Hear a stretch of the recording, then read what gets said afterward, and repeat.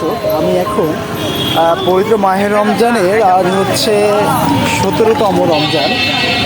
17তম মাহের রমজান উপলক্ষে আমি 6জন মামাকে গোলাপ ফুল গিফট করব। এটা হচ্ছে পবিত্র মাহের রমজান উপলক্ষে।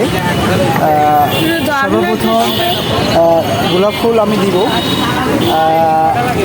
এক মামাকে। হ্যাঁ মামা, আসসালামু আলাইকুম। কথা হচ্ছে আপনি রোজা ছিলেন কিনা, আপনাকে গোলাপ ফুল দিব বাসায় মামি আছে মামা? হ্যাঁ, সবাই আছে। ও, তা ব্যবসা বাণিজ্য কেমন চলতেছে মামা? এখন আমাদের খারাপ। খারাপ চলতেছে না?